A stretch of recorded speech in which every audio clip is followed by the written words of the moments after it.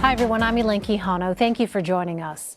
President Trump is lashing out at former FBI Director James Comey, accusing him of lying to Congress last week. Comey testified on Capitol Hill Friday about the special counsel's Russia investigation. The meeting was held behind closed doors, but in a transcript released this weekend, Comey defended Robert Mueller, saying, "You'd almost have to fire everyone in the FBI and the Justice Department to derail the relevant investigations." The president called Comey a liar in a tweet Sunday and went on to accuse the Russia investigation of being run, quote, by dishonest people. This comes as Mueller ramps up his investigation. The special counsel released memos regarding two of the president's former associates last week. The Russia probe was also the center of the Sunday morning talk shows. Here's some of what you may have missed. I've always wanted there to be the truth. That's what I've said from the very beginning. What we want for this country is all the facts and all the truth. I've always supported the Mueller investigation and continue to do so because I think it's in the best interest of everyone involved, including, by the way, the president on many of these issues. So I think it's important for that work to go and continue to move forward. And once the American people have before them all the facts and information, then we begin to make political judgments about this. Well, I think what these indictments and filings show is that the president was at the center of a massive fraud, several massive frauds against the American people. And it's now our job, the job of the Justice Department, the special counsel, and the Congress to get to the bottom of this, to find out exactly what was going on, to find out the extent of the president's involvement, to find out basically what did the president know and when did he know it, so that we can then hold him accountable. There's a lot of talk recently about smoking guns, and in criminal prosecutions you rarely find smoking guns. It's an accumulation of evidence, and that's what's happening here. It's more of a drip than a opening of the fire hose, and it continues to develop in ways that aren't favorable to the president. But I think, as you suggest in the filings this week, there's nothing definitive. I guess my view is that let's wait. This thing is still not complete until it is complete. I think it's probably mostly speculation on the part of those of us who are not privy to all the details that the Mueller investigation are looking at.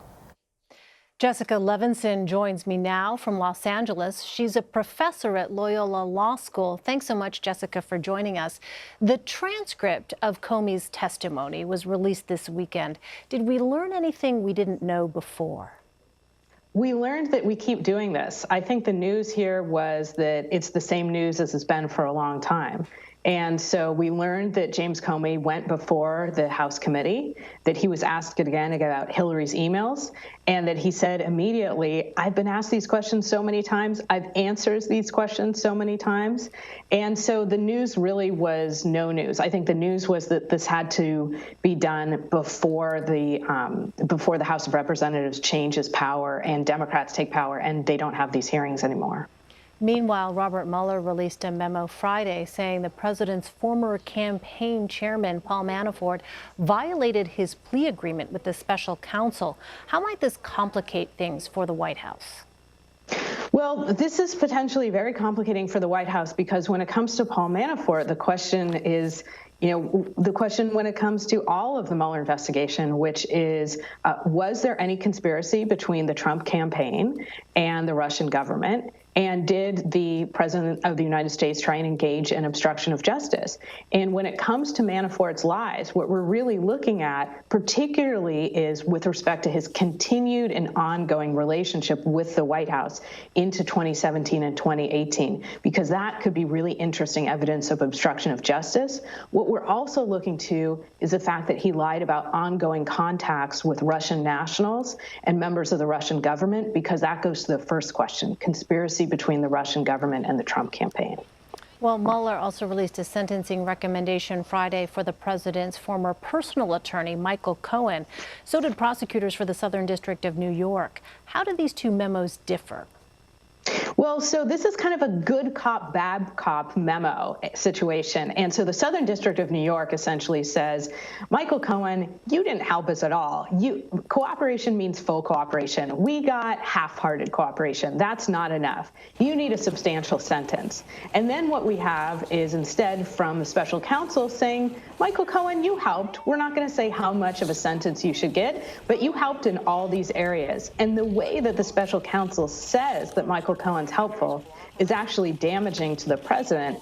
But I think in terms of the interplay of the memos, what we see is a hope that this will get Michael Cohen to cooperate before his sentencing next week, that this will get him to give a full interview and a full airing of everything he knows. Well, in fact, Cohen is scheduled to face a judge this Wednesday. What can we expect from that?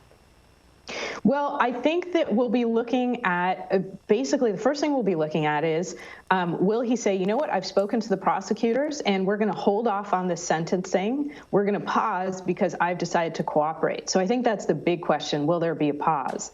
The other question is, if the sentencing goes forward, will he even then continue to talk to the prosecutors and say, you know what, actually, I do have some information, so why don't you reopen that sentencing memorandum and actually suggest something lighter? What we'll also be looking to, of course, is to see if the judge tips his hat and says anything that might be useful. And of course, we're always looking for breadcrumbs for what Robert Mueller knows. Meantime, President Trump tweeted after these memos were released Friday saying, quote, totally clears the president. Thank you. What's your take, Jessica? It does not totally clear the president. And frankly, my biggest takeaway from the 3 documents that were filed on Friday is that the prosecutor, the federal prosecutor in the Southern District of New York, said in no uncertain terms that President had directed Michael Comey to commit a federal felony in the form of campaign finance violations. Michael Cohen, now, yeah. Michael Cohen. So if you direct somebody else to commit a felony, that is a felony itself.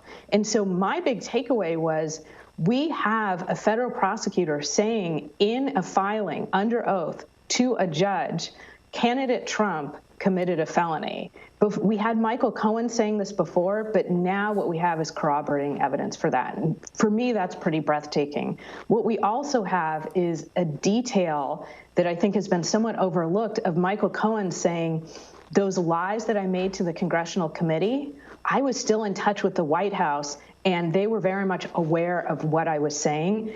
If anyone in the Trump administration, including President Trump, actually directed him to lie under oath in Congress, that would also be a huge issue.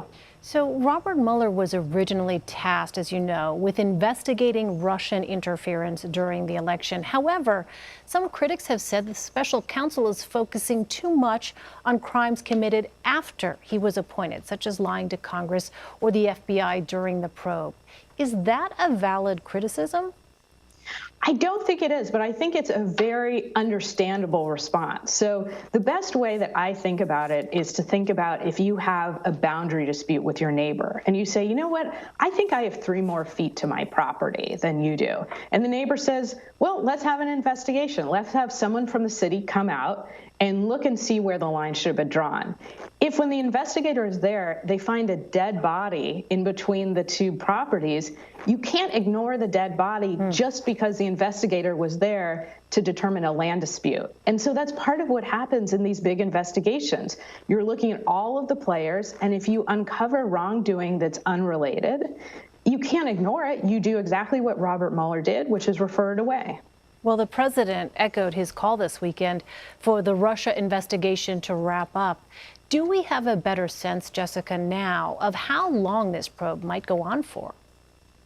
Well, I think we have a better sense in that we have about 300 pages of filings from Robert Mueller, the special counsel, that show that he is getting to a much fuller picture of what happened. We know that he already has written answers from the President of the United States. We know that, again, a federal prosecutor has said that candidate Trump directed Michael Cohen to engage in a felony. All of this, to me, looks like it's a pretty late developed investigation. If I cannot say I think it's going to be Wednesday because I don't, but I think that we're certainly at the second half of this investigation, and my guess would be not that many more months to go. Well, against this backdrop, the president announced his new pick for Attorney General is William Barr. What do we know about him? We know that he's already served as Attorney General before, and I think that that is a very smart move for President Trump, because much of the criticism for him has been that he picks people who are just different, who are just unqualified, who haven't served in government. So when you pick somebody who has already been nominated by a different president, who has already been confirmed by a different Senate, it really has a stamp of approval. I think of, for instance, now Supreme Court Justice Brett Kavanaugh, where the response to critics was, look, there was another president and another Senate who already saw fit to confirm him to a very powerful federal seat on the judiciary. And so I think that this is a safe and smart bet on the part of President Trump. All right, a lot of legal moving parts right now. Jessica Levinson, thanks very much for your analysis. Appreciate it. Thanks for having me.